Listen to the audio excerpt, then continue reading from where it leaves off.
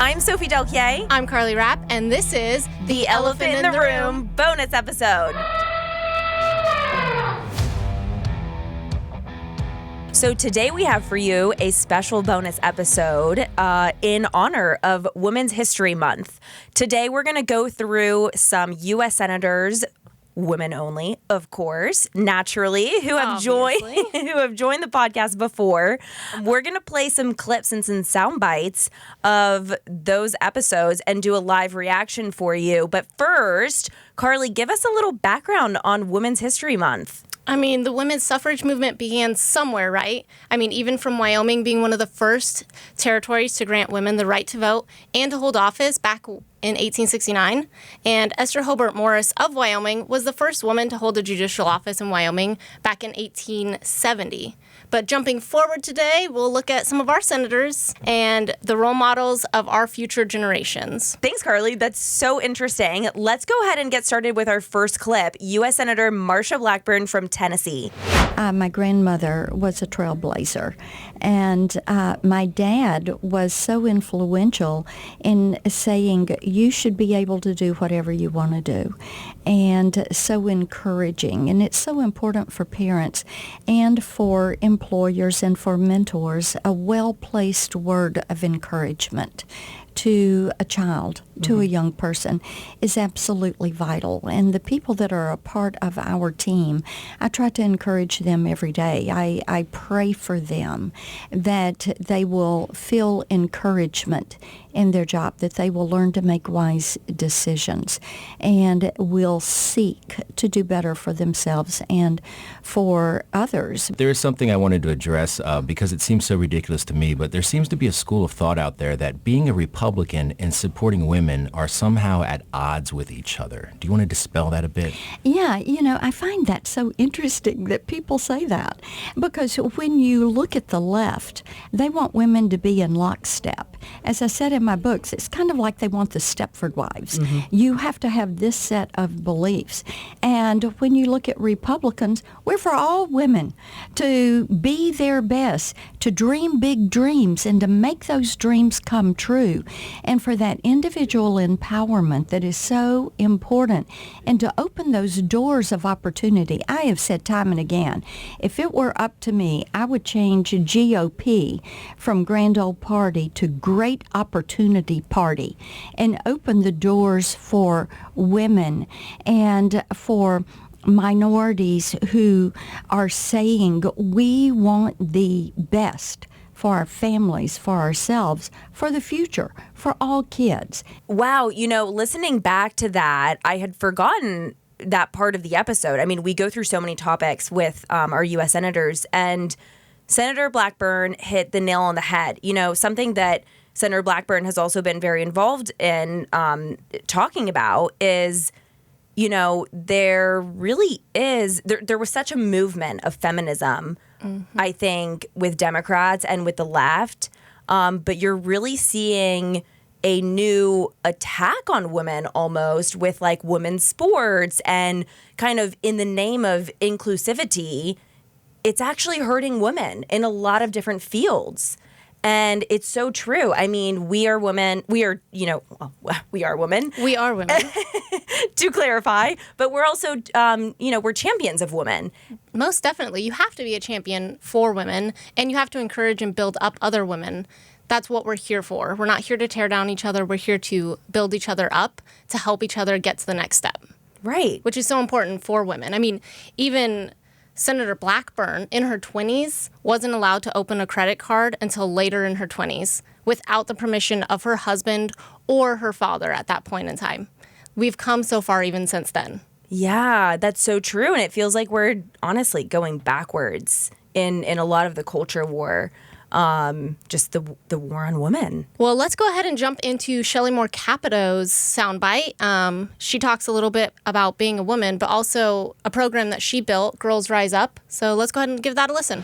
I can walk in a room in a red jacket and stand out right away. Some guy walks in a red jacket, they think he's the circus barker or something.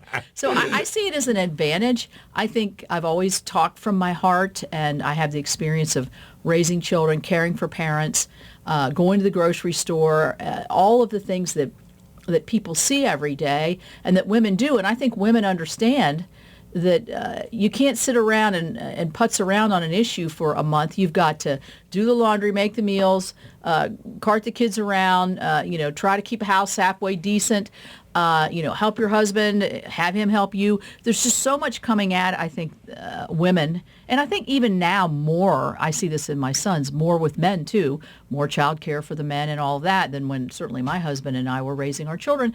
And so I see it's a total advantage to be a woman. And if you ask the men, they don't want to run against women. Yeah. Because of the, I think, the powerful voice that we can bring. So I never really focused on it. I said, I'm not a man running in a skirt. I'm a woman, and I'm going to stay that way and present my issues from my lens. And I guess being the authentic you is what voters really want to see. I absolutely love what she said there. It's so true that women in politics, and I think in any organization, bring such a unique perspective. But we are in politics, and this is the industry that we're in. And female politicians and voters bring such an important perspective to legislating, being the traditional caretaker. And I'm very much a more traditional, I would like to take on a more traditional role in our household. And I just think that's so important. Obviously there's families all across the country, moms all across the country. And it's a really unique perspective, and it's important for their concerns and their perspectives to be taken into account on Capitol Hill. More of what you didn't hear on that little soundbite is something that Capitol pushes out is a quote about if you can see me, you can be me, which is important for young women and young girls aspiring to dream big. That's with her Girls Rise Up program that she does. If you want to hear more about that, feel free to go listen to the full episode. That's episode 103. 104. Sorry, 104. Thanks, Carly.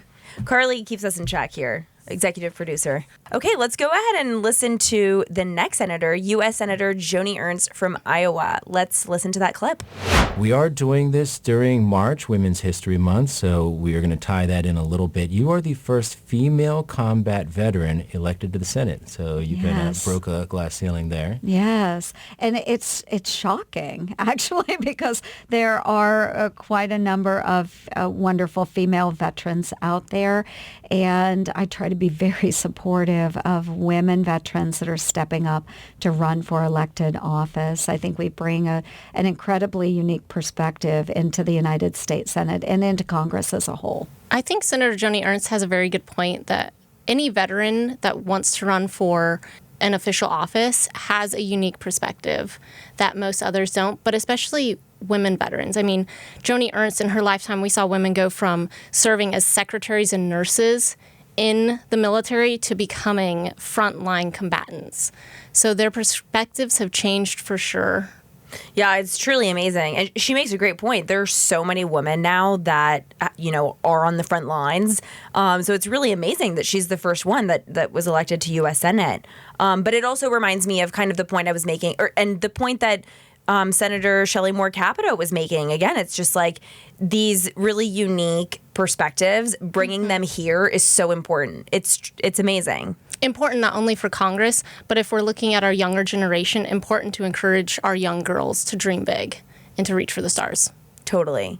Which is also something U.S. Senator Cindy Hyde-Smith touched on, senator from Mississippi. Let's go ahead and roll into that clip. When you are carrying a child and when you're looking at the future and thinking about her future, you just want to do everything you can to make sure this is still the greatest country on planet Earth. Just felt very compelled to run for state office. What advice would you have for a young woman who wants to grow their family, but is not really willing to put their career in the back seat? Well, I mean, you can actually have both. You really can. Things have advanced, and it's just so many opportunities. Luckily, we were a part-time legislature, so I was at home a lot with my only child, my daughter. But I just encourage any woman, do it for your children. I mean, it's like get involved for heaven's sake and do it for your children, because we have to pass this on and instill in the generation behind us how important a democracy is and how it's supposed to work. Honestly, everything that she said in that clip was so inspiring to me. I think it's so true. I personally, even though I asked that question of Senator Hyde-Smith, I am willing to put my career in the backseat to raise children. I think it would be so hard to do both at the same time. And so I commend her and all other women who do that. But it's true. You have to get involved. Again, things are changing so quickly, especially, in our schools and again, with, sports. And it is so true. Do it for your children. If you want to get involved and you want to fight the fight, do it for them. And I just love the point that she made there. I think that's really important. Listening to what Sophie says and what Senator Hyde-Smith said, especially, this is what we are leaving behind for the next generation and generations to come, making sure that our democracy stands strong and firm where it is so important, because what we have in our democracy and what we leave behind is going to be important for what the next generation builds after us as well. Totally. I cannot imagine running for public office with a 5-week-old baby. I mean, I said it, I'll say it again. Senator Hyde-Smith, that is so impressive. Absolutely impressive. 5 weeks old. Talk about girl power. Let's jump into our last clip for the show. Senator Cynthia Lummis from the great state of Wyoming. I didn't understand what it was like to be a parent in the first place. How does it feel being a grandparent versus a parent? Oh, it is a much more wonderful experience. Really? Oh, what's it like? They seem to love you unconditionally. They seem to be happy to see you and be around you because you're kind of a break from the norm. And they know that you're going to give them your undivided attention, which is absolutely true. And you're almost a playmate, but also can provide a little bit of instruction on things. And it's just the most wonderful relationship. And you're not, just dead tired trying to, do the laundry and do your work and raise the kids and get them fed. It's just a much more fun role in life. Yeah, I would imagine. Let's talk about where you grew up. You grew up on a ranch.